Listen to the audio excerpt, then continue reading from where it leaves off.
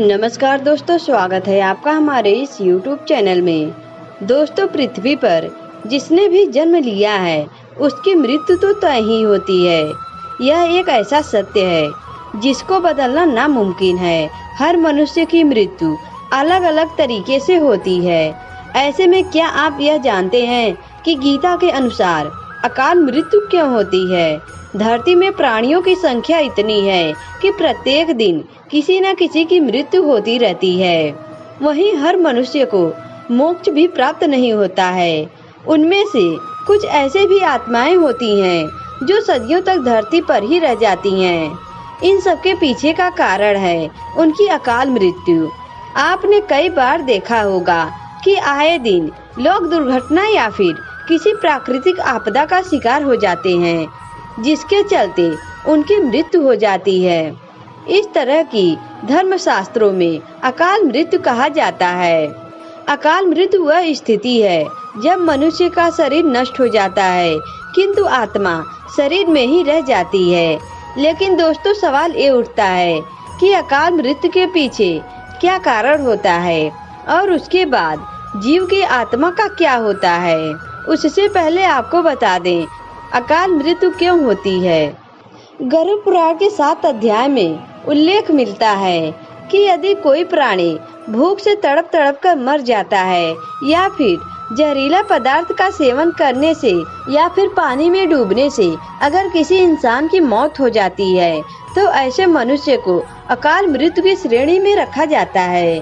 दोस्तों, आपको बता दें कि अकाल मृत्यु किसी भी वजह से हो सकती है, फिर चाहे वह किसी रोग के कारण ही क्यों न हो।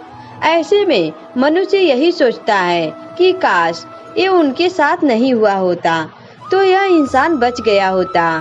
दोस्तों, गरुड़ पुराण में श्री हरि के वहाँ पक्षीराज गरुड़ भगवान से पूछते हैं कि जब वेदों में मनुष्य की उम्र 100 साल निश्चित की गई है तो उनकी अकाल मृत्यु क्यों हो जाती है।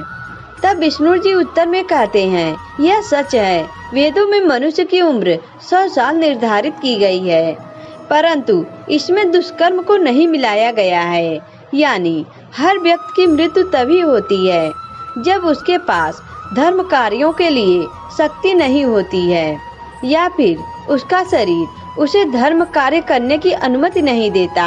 इसके साथ ही जब कोई व्यक्ति अपनी इच्छा से धर्म कार्यों को त्याग देता है तो धरती पर उसके जीवन की अवधि कम होती जाती है। मनुष्य की उम्र भले ही 100 साल हो, लेकिन अपने कर्मों के माध्यम से वह अपनी उम्र को खुद ही नष्ट करता चला जाता है। धर्म में वेदों का ज्ञान न होने के कारण व्यक्ति जान ही नहीं पाता कि वह कौन सा कर्म करता चला जा रहा है। दोस्तों, अब बात आती है कि अकाल मृत्यु के बाद आत्मा का क्या होता है। गरुड़ पुराण में विष्णु जी यह भी कहते हैं, मनुष्य के जीवन के 7 चक्र निश्चित है। ऐसे में अकाल मृत्यु को प्राप्त होने वाले जो मनुष्य इस चक्र को पूरा नहीं कर पाते उसे मृत्यु के बाद भी बहुत से कष्ट भोगने पड़ते हैं। दरअसल अचानक मृत्यु होने के चलते से व्यक्ति की इच्छा, कामनाओं, तृषा बनी रहती है जो कभी पूरी नहीं हो पाती। ऐसे में मनुष्य का शरीर नष्ट हो जाता है लेकिन आत्मा का मुंह नहीं छूटता। इस स्थिति में अकाल मृत्यु वाली आत्माएं अपने घर वालों तक पहुंच जाती है।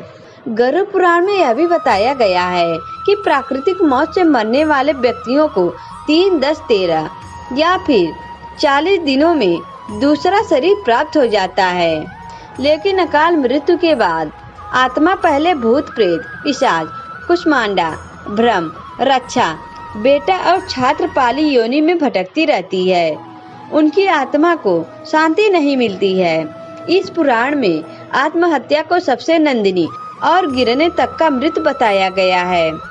इसके संबंध में श्री हरि ने आत्महत्या को परमात्मा की अपमान करने के समान अपराध बताया है। ऐसी जीवात्मा को न तो स्वर्ग लोक की प्राप्ति होती है और न ही नरक लोक। जीवात्मा की इस अवस्था को अग्रत कहा जाता है। और तो और इस पुराण में यह भी उल्लेख है कि आत्महत्या करने वाली आत्मा अकाल मृत्यु को प्राप्त होने वाली सभी आत्माओं में सबसे कष्टदायी अवस्था में पहुंच जाती है। इन सब के अलावा इस पुराण में अकाल मृत्यु के चलते आत्मा को शांति प्रदान के लिए कई तरह के उपाय बताए गए हैं, जिसमें यह जिक्र किया गया है कि इस तरह की मृत्यु को प्राप्त करने वाली आत्मा के द्वारा उनके परिवारजनों को नदियों या तालाब में तर्पण करना चाहिए और साथ ही मृत आत्मा की इच्छा की पूर्ति के लिए पिंडदान या पुण्य गीता का पाठ करवाना चाहिए। यह सभी कार्य कम से कम 3 वर्षों तक करते रहना चाहिए। इसी के साथ ही भूखे ब्राह्मणों, अनाथ बालकों को भोजन भी कराना चाहिए ताकि मृत आत्मा को जल्द से जल्द मुक्ति मिल सके। दोस्तों, आज की वीडियो में बस इतना ही। अगर यह वीडियो आपको अच्छा लगा तो वीडियो को लाइक करें और हमारे चैनल को भी सब्सक्राइब करें। दोस्तों, वीडियो देखने के लिए आप सभी का धन्यवाद।